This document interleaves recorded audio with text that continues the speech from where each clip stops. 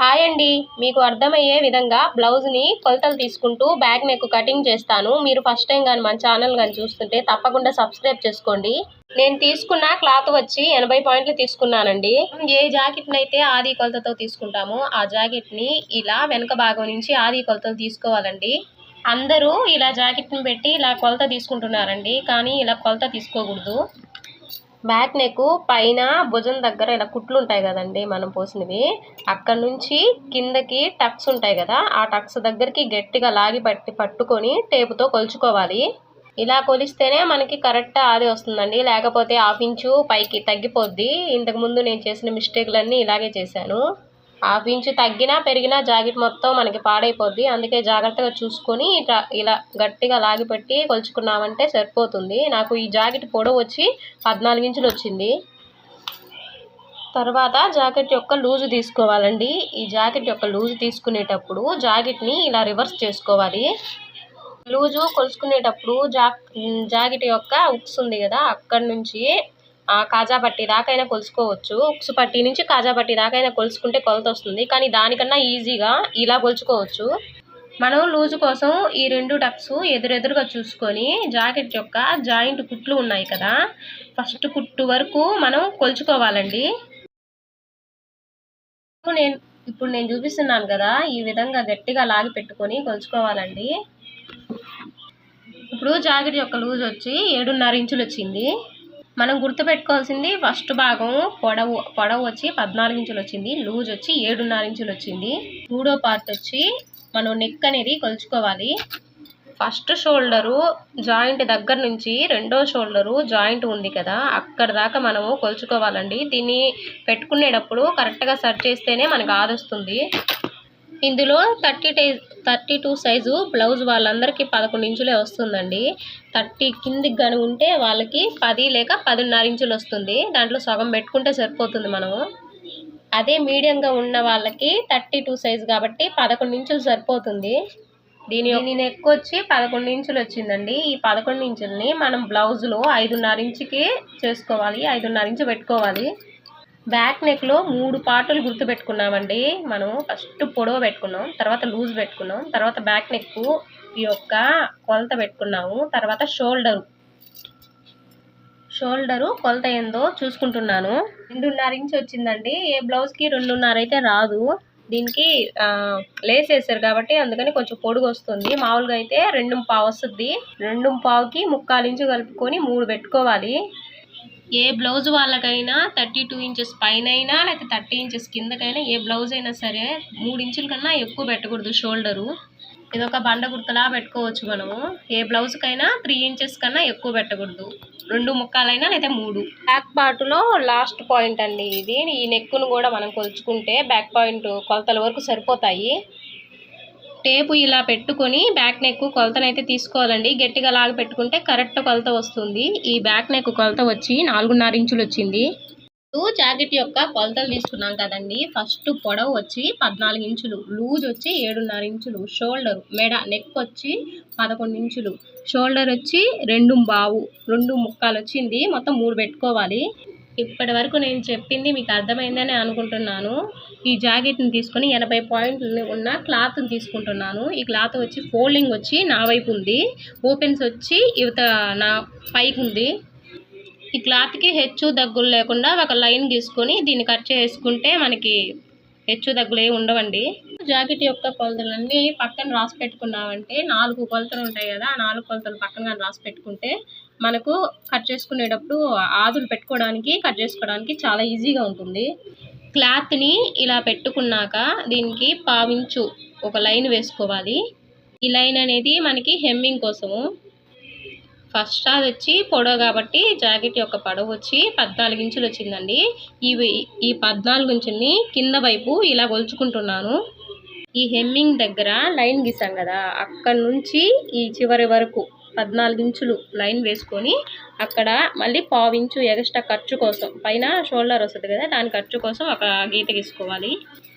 తర్వాత జాకెట్ యొక్క లూజ్ వచ్చింది కదా 7.5 ఇంచులు, ఆ 7.5 ఇంచులు పై వైపున కుడివైపు హెమ్మింగ్ కోసం లైన్ వేసాం కదా, ఆ లైను పైకి 7.5 ఇంచు లైన్ పెట్టుకొని ఇలా గీసుకొని 1 ఇంచు ఖర్చు, 1.5 ఇంచు మళ్ళీ ఖర్చు కోసం పెట్టుకోవాలి. 14 ఇంచుల దగ్గర ఇలా గీతలు పెట్టుకున్నాం కదండి, ఆ రెండు పైకి ఇలా లైన్ లాగా డ్రా చేయాలి.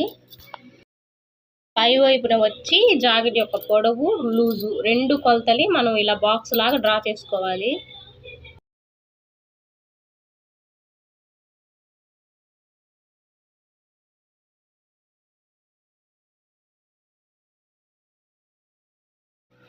ఇలా బాక్స్లా డ్రా చేసుకున్నాక మనకి నెక్ లెంత్ వచ్చి 11 ఇంచులు వచ్చింది కదండి. పై వైపు నుంచి నెక్ లెంత్ని 5.5 ఇంచులు పెట్టుకోవాలి. 11 ఇంచులు వచ్చింది కాబట్టి దాంట్లో సగం తీసుకోవాలి.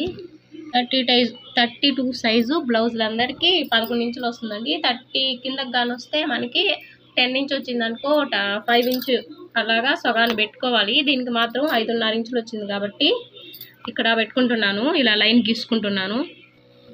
ఇలా మనము 5.5 ఇంచులు కానీ పెట్టుకున్నాం కదండి, అదే ఈ వైపు కూడా సంక రౌండ్ కోసం 5.5 ఇంచులు ఇలా పై వైపు పెట్టుకొని అక్కడ చుక్క పెట్టుకొని పైన దాన్ని లైన్ కలపాలి. ఇంకా సంక రౌండ్ కోసం 1.5 ఇంచులు కొలత పెట్టుకుంటున్నాను. 32 ఇంచుల బ్లౌజ్కి అయితే పైన ఉన్న వాళ్ళకి 1.5 ఇంచులు సంక రౌండ్ సరిపోతుంది. అది 30 ఇంచులు కింద ఉన్న వారికైతే 1.5 పెట్టుకుంటే సరిపోతుంది.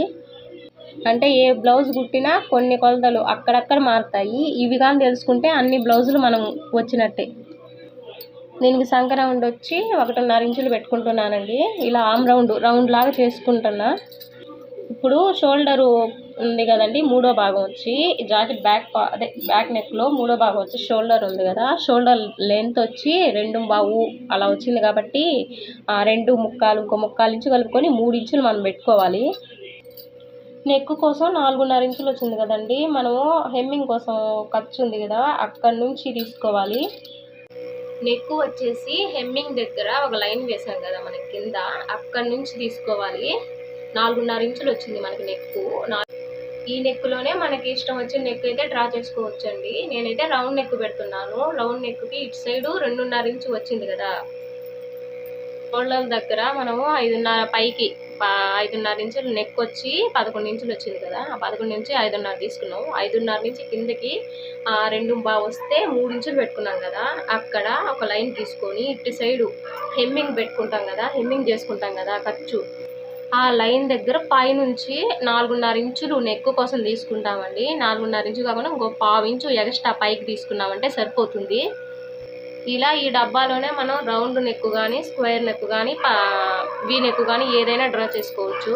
రౌండ్ నెక్ కోసం అయితే 2.5 ఇంచులు షోల్డర్ దగ్గర తీసుకుంటే 2.25 ఇంచు 1/2 ఇంచు ఎక్స్ట్రా పైకి తీసుకోవాలి. ఇది రౌండ్ నెక్ కోసం. ముక్కాల భాగం మన బ్లౌజు కంప్లీట్ అయిందండి. తర్వాత ఇవి కరెక్ట్గా వచ్చాయా లేదా అనేది మనము బాగా ఈ కొలతలు పెట్టుకుంటూ తీసుకోవాలి. ఇట్లా ఉక్స్ పక్క వెనక పక్క ఉంది కదండి, ఉక్స్ పక్క నుంచి బ్యాక్ సైడు పైన ఖర్చు ఉంటుంది కదా, అక్కడ నుంచి మనం గొలుసుకోవాలి. ఇక్కడ నేను చూపిస్తున్నాను కదా బ్యాక్ సైడు, ఇక్కడ ఖర్చు నుంచి కింద ఖర్చు ఉంది కదా, ఫస్ట్ ఖర్చు దగ్గర దాకా కొలుచుకోవాలి. సంక రౌండ్ అనేది, సంక రౌండ్ కానీ మనకి పర్ఫెక్ట్గా జరిగితే బ్లౌజు బాగా వచ్చినట్టే. గట్టిగా లాక్కుండా ఇలా చిన్నగా పై గీత నుంచి ఇలా రౌండ్ షేప్లో తీసుకున్నామంటే మనకి గీసిన కొలతలు అయితే కరెక్ట్గా సరిపోతాయి. ఈ బ్లౌజ్కి సంక రౌండ్ అయితే పర్ఫెక్ట్గా సరిపోయింది.